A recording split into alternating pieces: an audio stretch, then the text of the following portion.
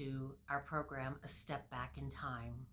This is a program where we share stories of history that were written in Waynesboro or around Waynesboro and written some time ago. Some of these stories that we're going to be sharing are journals written by people who lived here, and some are published, some are non-published. So over the next course of time, we're going to be sharing different accounts of Waynesboro's history in this Step Back in Time program.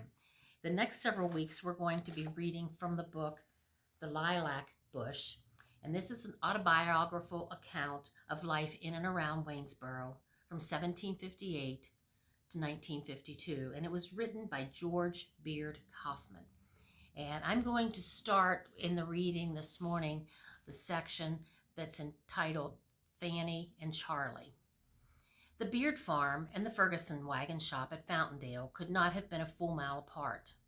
Charlie Coffman and Fanny Beard had been going to parties together and seeing each other whenever possible. He took her for buggy rides in summer and sleigh rides in winter.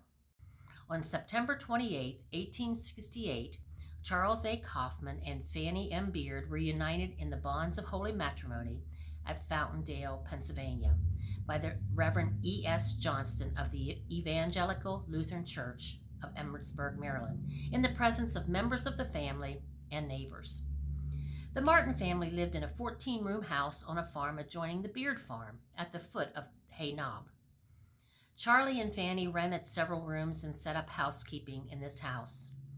It was not convenient to Charlie's work, and in a year they moved to Lance, Maryland, where their first child was born on June 10, 1888.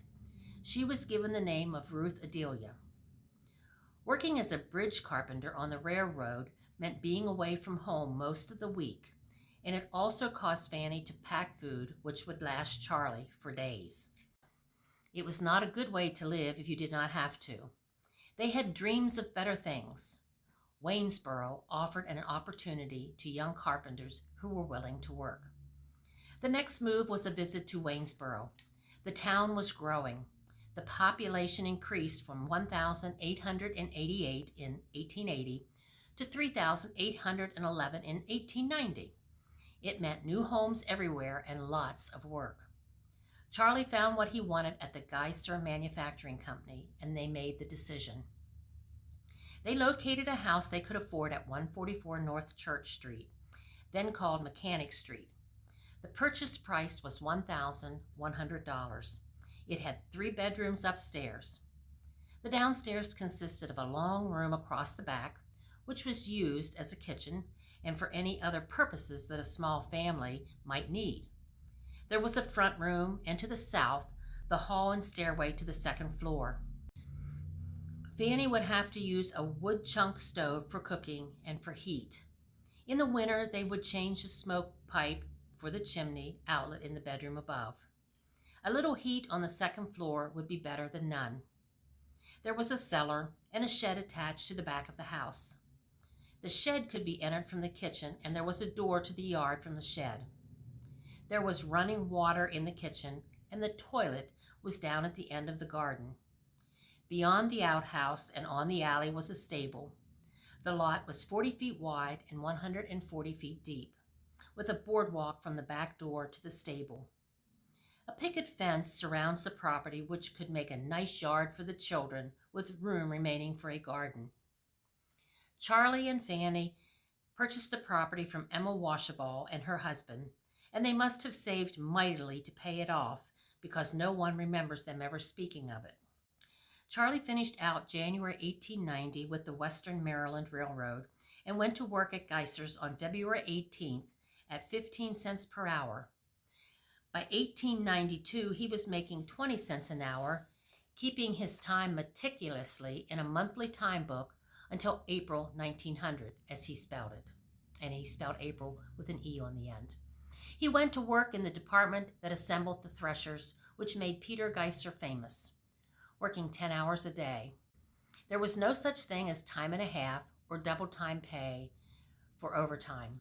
You received your regular rate, no matter how many hours you worked per week. In busy times, they worked until 10 o'clock at night and all day Saturday. The next section is entitled Waynesboro. Waynesboro's increasing number of workers meant a growing demand for merchandise of every kind. F. Forthman's drugstore handled notions, stationery, choice wines and liquors for medicinal purposes only, and Tut's pills for torpid livers. Stoner's lumber yard also handled coal.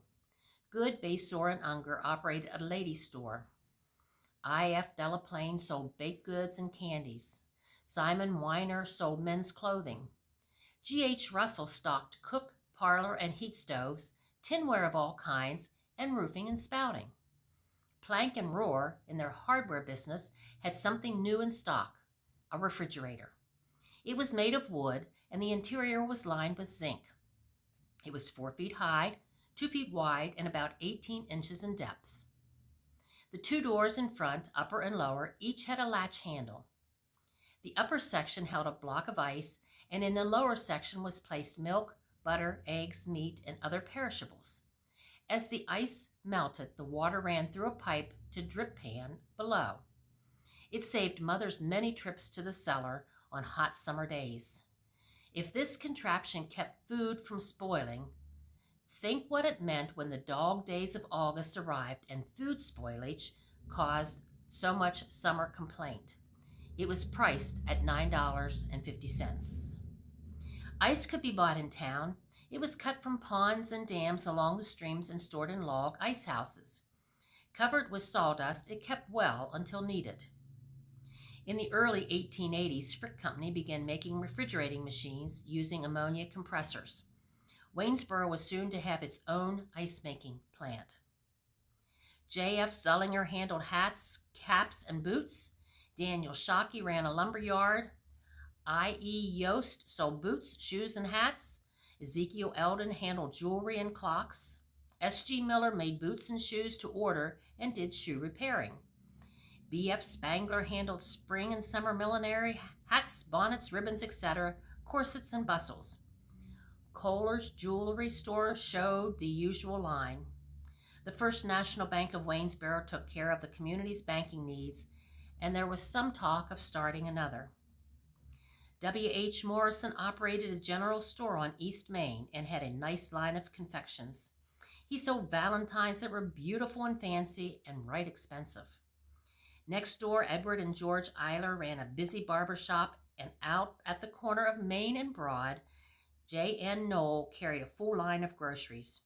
He delivered, as did other grocers, in a horse and wagon. Moore and Frick were in the plumbing business, and Frankie Grove is an undertaker and also sells furniture. William Tritle handled stoves and tinware. W.A. Price, a barber, had tonsorial artist painted on his window.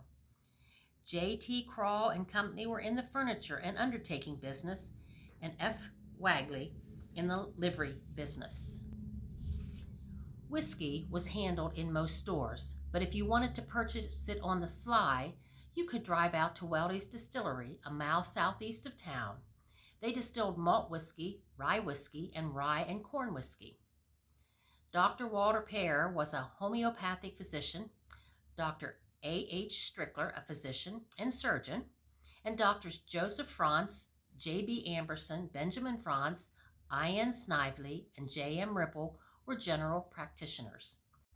The dentists were Dr. J.F. Thompson, Dr. D.B. Snively, and Dr. F.S. Brennenschultz. We're going to stop there for today, and we'll pick up next time where we left off. So join us again next week, same time, same place, as we look more at the Lilac Bush, the story written by George Beard Coffman, and it was an account of life in and around Waynesboro from 1758 to 1952. So thank you for joining us today.